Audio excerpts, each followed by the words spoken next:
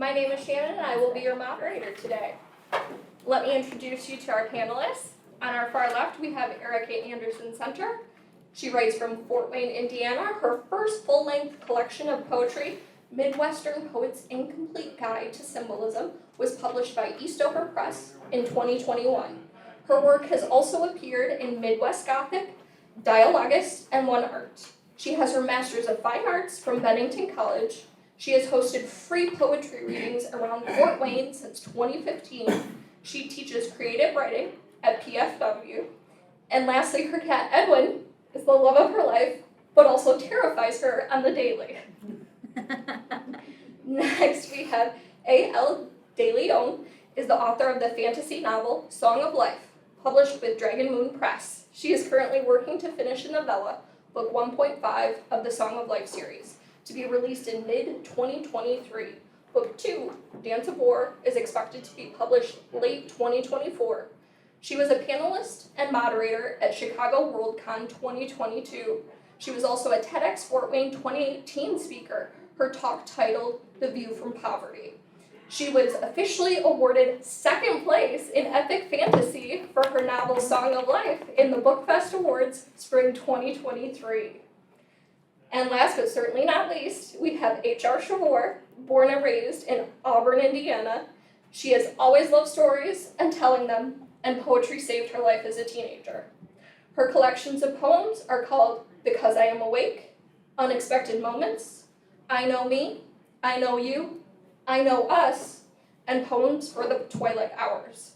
And then coming out next week is Reflections. Okay, wow. Yes. Well, prolific. All right. Yeah. First question for the panelists.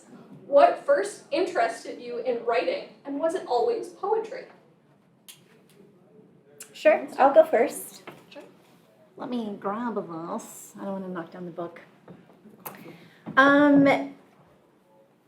So I've been writing forever, as far as forever can be. And I'm going to go ahead and say that it wasn't always poetry, but my poetic themes actually emerged with my first stories.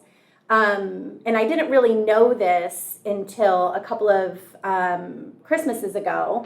I was with my Nina. That's my grandmother. I call her Nina. She's really sweet. She just produced my first story. And she said, this is the first thing that I remember keeping that you were really proud of, et cetera, et cetera. And I read it, and it was about a mommy bird whose baby bird died. And I, as a grown-up, read this, and I was just like, I actually write exactly the same stuff right now. I have mommy issues, and there's a lot of death, and it's birds. So in that capacity, I feel like we change, but we don't really change. And so even that little tiny piece of microfiction translates to how I'm writing even, last Thursday when I wrote about birds dying. Sorry. Hey, I write about death. What can I say? There's a theme with you. Yeah, what can I say? So, poetry is actually one of the first things I started writing as an adult. I did write a little story when I was a kid, and I actually do still have it. And I was apparently influenced by the Pound Puppies. You all remember when that was on the? Yeah.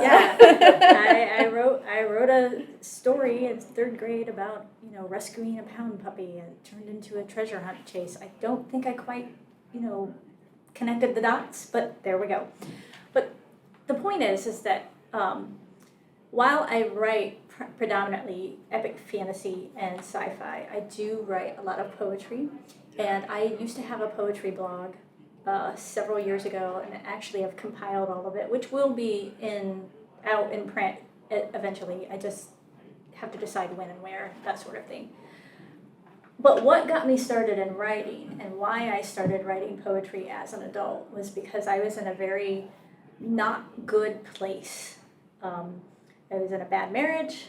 I was raising kids basically on my own, despite being in a marriage, all of those things. And writing is cathartic. it's very therapeutic, and I needed release, and I needed to find who I was to be able to get to where I am now. And so that's why I started writing. I have grown up in a family of readers. Before I was born, my mother was reading to me, and it just kind of continued on. And eventually you start wanting to make your own stories because you run out of things to read. You know, you're always waiting for the next book, and it's like, oh, come on, I got like 3 authors here, I'm waiting on the books. Like, what do you mean it's not coming out until November? No, I need it now. And then from the writing perspective of that, you go, oh no, they're waiting on me. Yeah. Oddly enough, I had a similar thing with the Pound Puppies, only I was writing from the Pound Puppy perspective. Oh. So there's some neat, interesting things there. Yeah. I did not start out writing poetry. I've always created stories. But poetry was something in middle school I really started getting more into. And I still have the first composition notebook that I was writing everything in, on top of a large 3-inch 3-ring binder that has other ones with just random pages I was scrawling on. I do write fiction, but poetry just continues to draw me in no matter what I'm doing.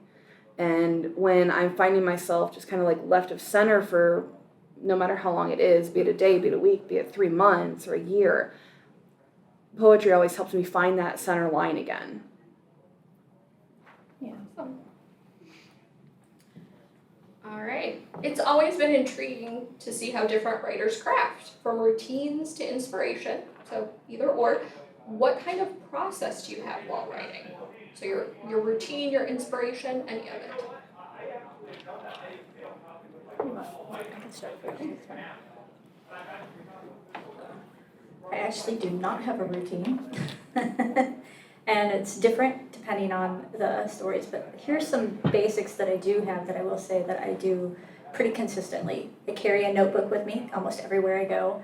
This is actually my wallet, but it looks like a notebook because it is. And I write a lot of ideas down in here when I'm in the middle of working with clients and doing my day job.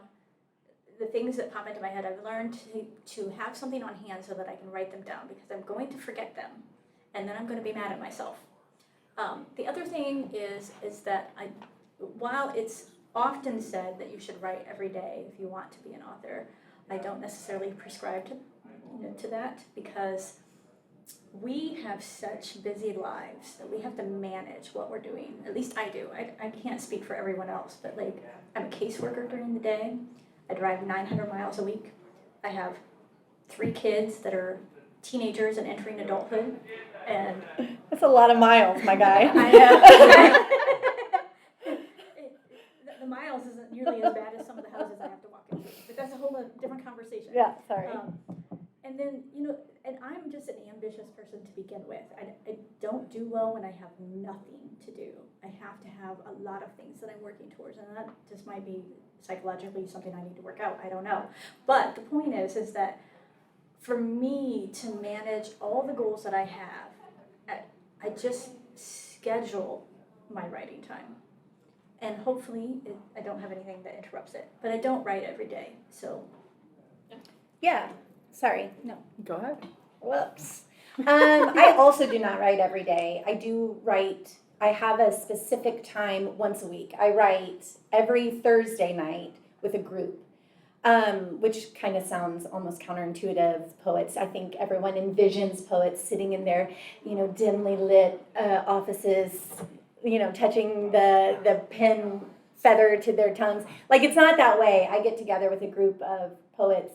We drink wine, we talk about poems, and then we write in response to that particular poem or poet that we read that night. I do that every Thursday. Do I wish that I could write every day? Absolutely. I think every author does. Yeah, I have 3 jobs right now to barely stay above the poverty line. If I'm even above it, I don't know. So it is too much for me to even think about it sometimes. I don't have the emotional bandwidth. I don't have the capacity sometimes to sit down and process the heartbreak or, the grief of last October or whatever. But in grad school, I had a professor who said, everybody is waiting for the muse to show up. And he said, she will show up if you keep office hours. So a consistent writing regimen is, like you set your office hours. Like, yes, I schedule it in my calendar. I am going to write this time. You are more likely to be visited by the inspiration if you know you have this particular time to do it.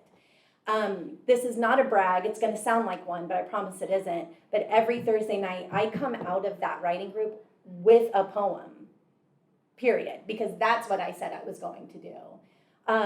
So yeah, the process is a little bit different too. I also keep a notebook. I was laying in bed one night and something like came to my mind and I just go, hey Siri, make a note. And I was just like, my hand is a glass sparrow. And I was like halfway asleep. Like nothing really makes sense. But I woke up and it was there and I was just like, oh, that's awesome to have portable notes too if you are halfway asleep and almost dead. So what do you have there? Look, she's gonna leave little tools. And yeah, so office hours, inspiration, etc. But we're all too busy. We're all too busy. I don't have one of those. That's because that's an iPhone. Rude. See, join the Android crowd. We're No. better. We're cooler. Come on. I actually switched from iPhone to Android. For the pen? Specifically for the pen. Aha, we win. Fine. I didn't know it was a contest. It always is. I It's have always an iPhone iPhone versus if it makes Android. you feel Thank you. I have tried and tried and tried to maintain and keep a schedule. Always fails. About the only time I can manage to maintain some semblance of a schedule is when I go, I want to release something this year. I want to have this finished by this date. And then there's a lot of math involved. And I live the phrase, no one said there would be math. No one said there'd be math in writing. It's words, right? It's all words. No, there is math involved. A lot of math for me. That's about the only time I do really good math. And actually, Heather, we're coming right back to you. You mentioned you've been writing poetry since you were a teen. How has that process changed, and how has it stayed the same? It really hasn't changed too much over the years. I'm now in my early 30s, so it's been over 20 years for all of this, and I find an emotion, I run with it. I've been heavily inspired by Edgar Allan Poe, and on the reverse side of that, Ogden Nash, who did a lot of humor. So I try to span the gambit with them, and I read as much poetry as I can get my hands on to see, one, what's out there, and are there emotions that aren't being covered that might need to be. I was on a website called DeviantArt, and I found a decent community there, and I still have friends from there. And we still talk and we share everything. And it's just a matter of, does someone need this? No one is alone, and sharing the work helps to reinforce that. In my bio, it had the poetry saved my life when I was a teenager, and it pulled me out of a dark place. And mentally, I'll still find myself in some of those dark spots, and I always go back to those poems, be it the old ones I've written, be it the new ones that I'm writing, and it just pulls you out, or for me, it pulls me out of those dark spots. And some of the friends I've made have commented, I've been here, or thank you, I needed to see this. And it just reinforces why I keep writing with it. That's wonderful. All right. How long does it usually take you to write a complete poem?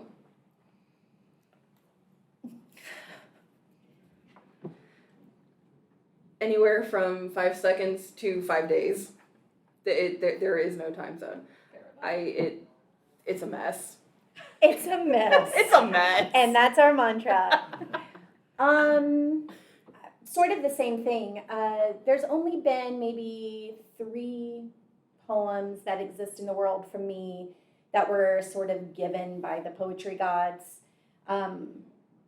One particular evening, I got up, went to the bathroom, came back to my bed, and it was just immediate. it was just this weird, I don't know, just like feathers fell on my head and I had to sit down and like write it down. But other than very few and far between moments like that, revision, I think, is where the art is actually made, like giving us the ideas and the humanity behind it and the pain behind what we're synthesizing. That's all good and well. But for me, revision is where everything gets tighter and more succinct and more punchy. So I guess they're done when they're published, but also not done when they're published. So there's your very poetic answer for me. Immediately and never at all.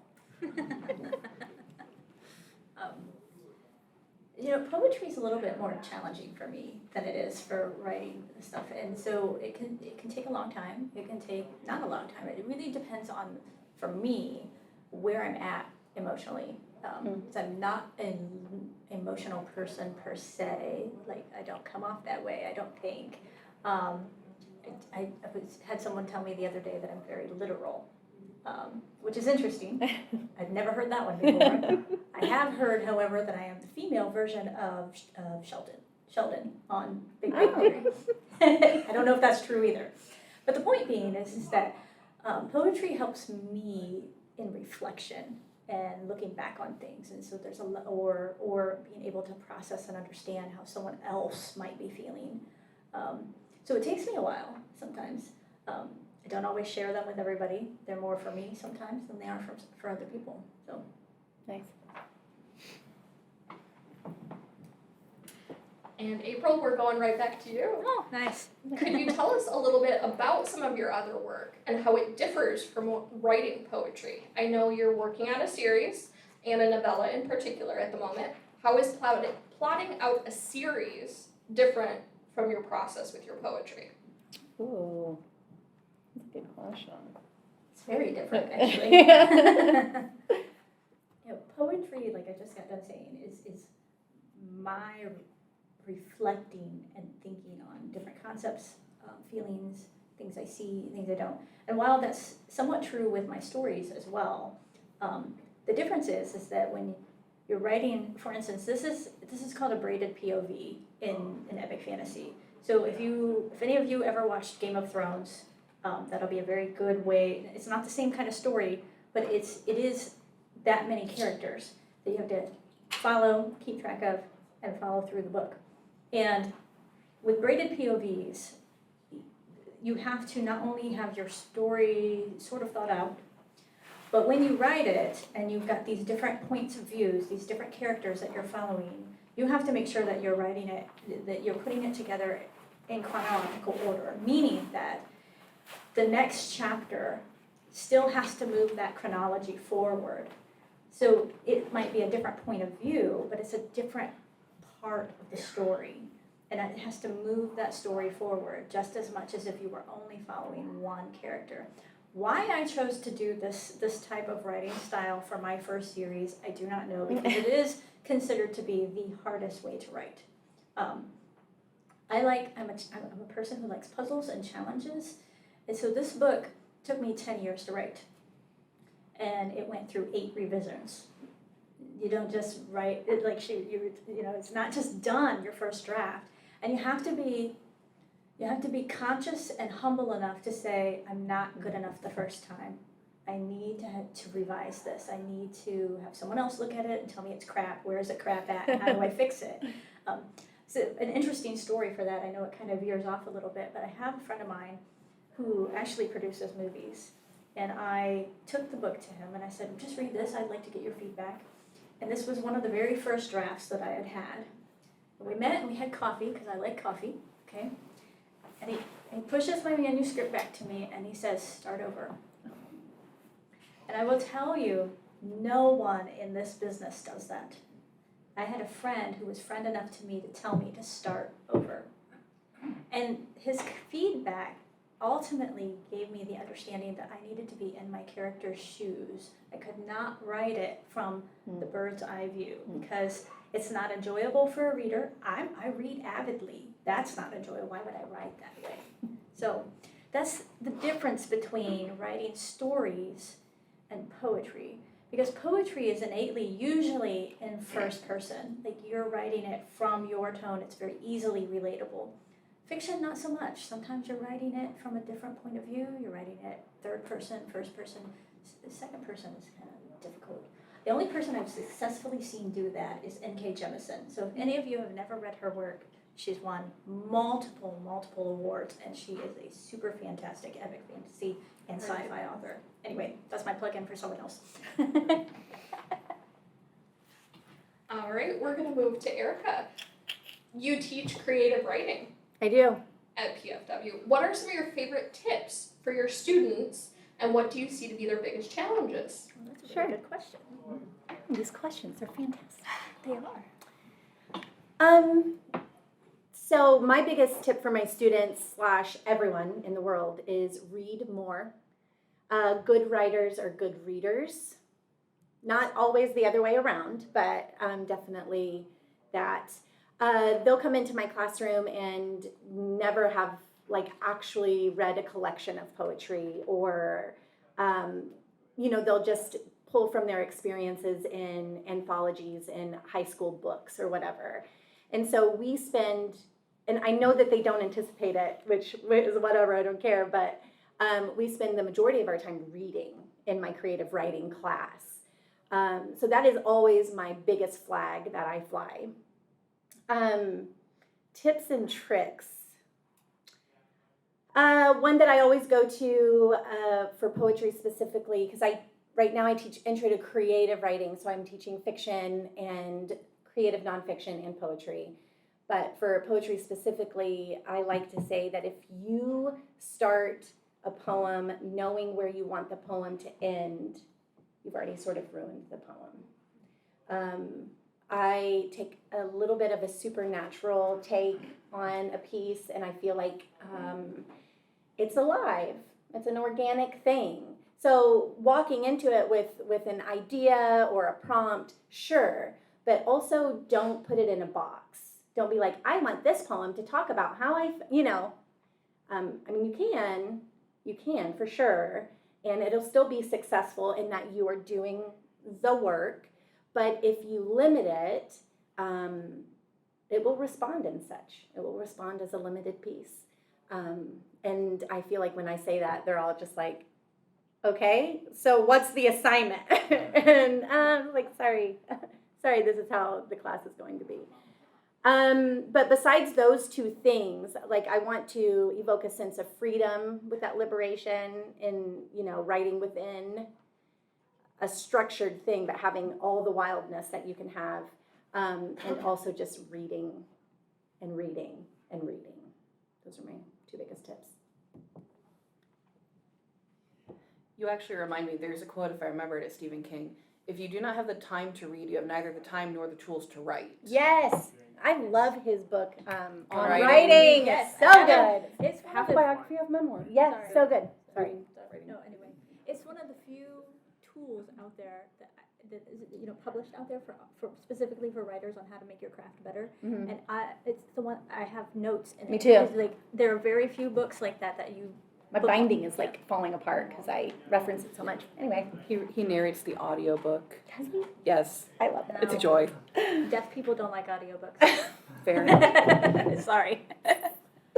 All right, I'm gonna give you one last two-parter, and then we're gonna open it up to audience questions. So you guys have those ready. Have there been any moments when you didn't want to share one of your poems because it felt too personal? And have you ever just wanted to stop writing completely? I can take it. It's fine. It's kind of a loaded question, but it's all right. We're gonna answer this. So the answer is always yes. Because poetry can be so personal. I mean, we both. It just can be when you're using it to reflect on things. I was going to say something after you had talked, because poetry will surprise you about yourself. Mm-hmm. You'll have written it and you'll have learned something about yourself that you did not know, that you believed or felt or thought. And this is actually how this is a little heavy, but this is how I knew I was in a really bad marriage, because I was writing this poem out, and it was about all the things, and if this is triggering for anybody, please, just, but I was writing a poem to get out how I felt about how the ways that he was verbally saying different things to me. And you don't do this, you don't do that, you haven't done this, why did you throw away, it's just long story short, I went back and read that, and I was like, well, there's no way I would let my friends be talked to like that. Yeah. You know what I mean? And so poetry, some of it it's for you. It's not for the rest of the world. It's not meant to be for anybody else. It's just meant for you to have the revelation that you need. And so therefore, those poems, I don't necessarily want to share with the rest of the world. It's not really any of their business. Does that make sense? But on the other hand, there's something to be said for where my experience might also be someone else's experience, and then they can relate to that. Yeah. But I just don't know that if I want to have that dialogue. Does that make sense? Who's Yeah. next? I can take it, sure. Could you just repeat it? Because I want to answer it in that order. Okay. Sorry. Yeah, no. Have there ever been any moments when you didn't want to share one of your poems because it felt too personal? And have you ever wanted to stop writing? Okay. No, I've never wanted to stop writing. Okay. I've felt discouraged for all of the reasons. It's not any good, who even cares, well, all of the things. But then also it's like, oh, because if I don't do this, I will actually probably die. And that kind of propulsion and the idea to stay alive is strong in the human animal, so we do that. So I'm going to tell a story too, also a little T-dubs, short for trigger warning. I was with a man who loved the idea of being with a poet, but didn't actually like being with a poet because I write about what's in my life. And he was a big part of that. I mean, it was love interest, etc., romantic, all of the things. And he and I suffered through while he was in my life, a miscarriage.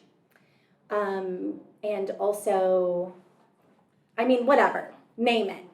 And I wrote a poem about my experience with him with a certain situation, and it got picked up by a publisher, and they were excited, like, wow, this is vulnerable. And I've always kind of like, sure, I'm writing about a lot of personal things, but if I can be like, hey, I did this, I survived it, you can too. If somebody comes upon a poem, they're just like, wow, thanks for putting image to this feeling. Like, well, anyway, he read the poem and he got really mad at me. And he was just like, nobody needs to know all these things, blah, blah, blah. Then I kind of was like, once bitten, twice shy kind of thing, where I was just like, oh. So I pulled the poem from publication, and then I started questioning, like, should I not be writing these things? Or should I run this by him every time? Well, anyway, thankfully that relationship ended, and I published that poem in the book. But it was never an internal thing that made me want to stop. It was always external stimuli that made me question what should be put into the world, which I think is really saying something about me anyway as a writer. But so no, I've never wanted to stop, and yes, I have stopped a few times.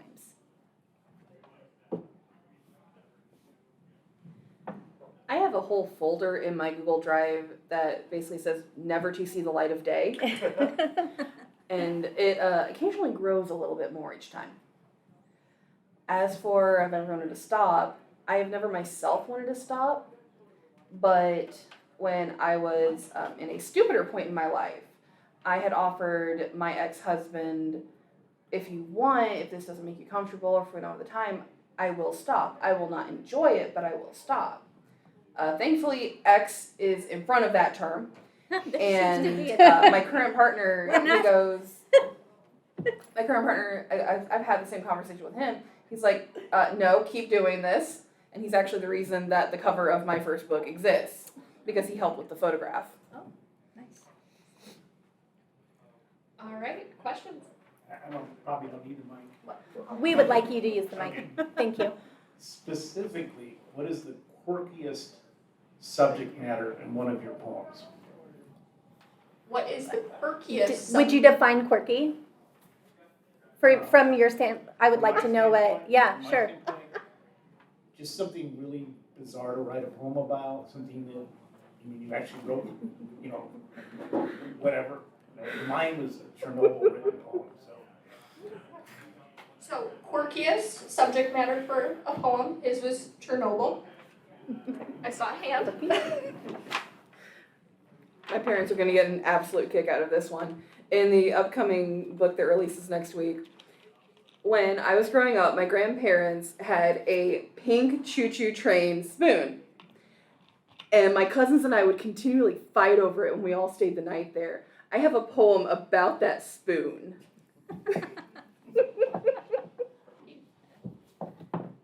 I wouldn't say that mine's funny, and I wouldn't necessarily say writing about Chernobyl is quirky. Because I feel like my daughter who's upstairs at my table, I don't think she even knows that story because they just don't teach a lot of it right now, which frustrates me in a lot of other ways. And she's 16, so to give you some context. But what came to mind when you asked that for me was I have a very angry poem that I wrote. It's pretty long, and there's a phrase in there. We have to make 6,500 some odd decisions a day, but we only allow them to make 350. And if you don't know what I'm referring to, and then it goes on, and I'm talking about incarceration. And I've never been incarcerated, that's not what it, but the way that our system works, and I've been influenced by this because I don't come from a healthy family, so this is that, but the way that we treat our justice system is extremely unhealthy, and it does not help to reintegrate someone into the society that we have today. Recidivism rate is 48 hours, so when someone is released, if they are not in touch with some sort of support system within 48 hours of release, they are 70 times more likely to be rearrested, regardless of the offense. And it's because of this line that I was talking about, because you are limited in your decision making when you are incarcerated. And you think, well, we want them to because we don't want, but the problem with that is we're not teaching them critical thinking and how to live a daily life independently, which they will need to do once they are unincarcerated, or however you want to say that, So that is, and it, like I said, it's not something you would look at me and say, oh, she would write about that. Yeah. I don't know if I have an answer. Oh. I don't know. Okay. Sorry. That's okay. Thank you. Questions? More questions?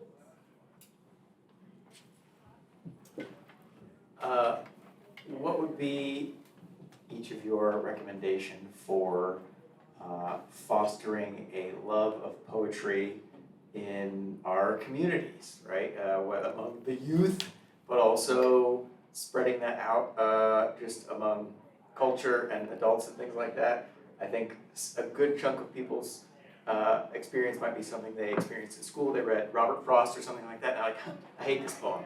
And that was it. That was the last time. And as you know, poetry is diverse and wide and crazy. So what do you think we should do to make more people love poetry? Go ahead and start. Okay, I'll start.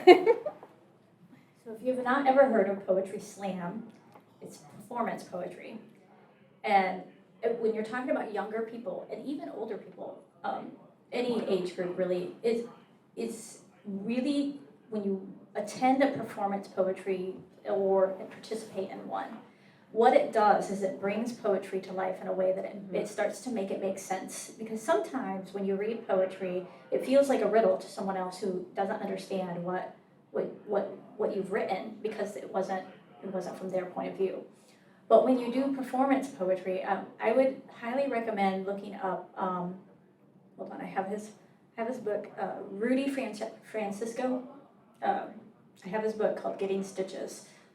It's a really interesting, it's a very short poetry book. But he's been, like, one of his videos was shared like 1,000,000 times on Facebook. It's, when he talks about, he's getting up and it starts off with, let me tell you about your day, or tell me how bad your day is. And then he goes on to talk about all these other experiences that other people have had. And it's just a really powerful poem, but it's performed in a way that you understand the tone and inflection and the way those words were meant to be conveyed. And so if you want people to engage with poetry and find a love for it, people think of poetry, I think, oftentimes as love and butterflies and, you know, all that frilly stuff that none of us like. I mean, at least, I kind of like it a little. I mean, a little bit maybe. I like it, I don't write it. Fair. I am in a dress. I probably should. But anyway, the point being is that we have this idea of what poetry is, and it's not that. Yeah. Poetry is life. Poetry is all the nitty-gritty, the things that we don't want to talk about, what we need to talk about, and we need to process, and that's what poetry is. Yeah. I agree with that. Definitely programming. I do poetry readings throughout Fort Wayne, and I try to make them approachable and accessible, which a lot of times means for me, like I'm on the ground, like inviting people, being charming and being like, no, poetry readings aren't what you think they are. They're, you know, they're different. But I think approachability and accessibility starts young. So even before school. So story times in libraries, incorporating a poetry book, and actually talking about how things in real life make you feel and assigning images to them. You know, don't just tell your little that you're excited. Say you feel like a yellow balloon bouncing on the ceiling, right? Even language. I mean, that's what poetry is. It's just like the life and humanity of language. But starting just with that, I think sets the groundwork for more fingers in the poetry brain. And of course, when you know or love a poet, tell people about the programming, tell people about the books, tell people about what changed your life. And I feel like a person-to-person connection like that. Well, like, oh, he liked this book and I like him, so maybe I'll give it a try. And I just think that grassroots, the blood pumping through the veins, like that kind of thing helps poetry grow. And when you encounter somebody who's really excited about a thing, you accidentally get really excited about a thing. And that was the biggest thing in my evaluations, is that poetry came alive for me because you were excited about it every day. So I would say be excited about it and tell people about it. Along within that, getting excited, find a way to show them that all words have a rhythm. A picture book. True. You think of a story time. Picture books. You can have music to it. It has a rhythm. It's not just the quick brown fox jumped over the lazy dog. It's the quick brown fox jumped over the lazy dog. You've got all sorts of rhythm that you can play with. Board books, picture books. Connect with libraries. A lot of libraries, I know, the teen library here in Auburn, for the last several years, I believe they've done a teen poetry contest. That's a good way to get involved with it. And there are so many different options for how to get involved. There was a professor who was at the Columbia City's Peabody Public Library just last year. And one of the exercises that she had us do got, the 4 or 5 of us who were there, everyone, we all had like, okay, here's our starting theme. Everyone wrote a line and then we passed it to the next person and we just added a line to it. So get a few people together and say, hey, look at this thing and write about the thing. They have a marsh behind their library, just like how we've got the fountain out here. Sit at the fountain and describe the fountain. Pick one particular phrase and play with it. And please, please, for the love of everything holy, let them know it does not have to rhyme. Rhyming is the bane of my existence as a poet. Absolutely, entirely. How do you feel about internal rhyme, though? Because that helps musicality and rhythm. I'm not against rhyme. I can't rhyme to save my rear end. Okay. And I have had a rhyming dictionary, and that was even no help to me. All right, we have about 5 minutes left. One more question?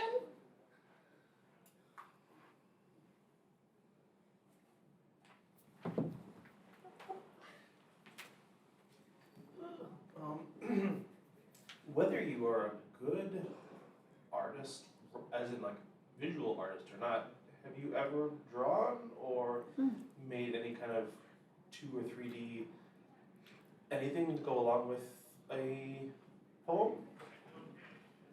It's a great question, actually. I love that. Sure. Anyone? I mean, I guess I'm the one that's starting off answering all these now.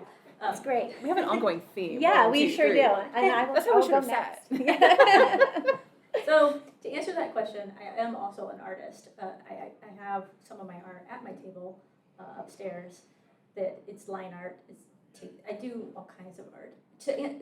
Whether or not I've done art in conjunction with poetry, not actual drawing art, but on my Instagram I have amateur pictures of like places and different things that I want to take when I'm out in nature, and then I write a poem with it. And I post that. I haven't done it here lately, but the idea for that was that if I could find inspiration out in the world and look at it from my perspective to write poetry about, I tend to write about existential stuff. Oh, yeah. I don't know why, but I do. And so I think I have a saying, the art helps the writing and the writing helps the art. And I think that any form of art that you can do, even when you think that you're terrible at art, whether it's drawing or crafting or whatever, I think every human being has the capacity for art. And there is no right or wrong of what it's supposed to look like and what it's supposed to do. It's just, we just have that capacity. I think we've taught ourselves that we don't. And so when you engage in those activities, whether it's for writing or for whatever, I think it opens up possibilities for you, the individual, to determine that there's more that you can do with yourself. Whether it's, I don't know, that's just how.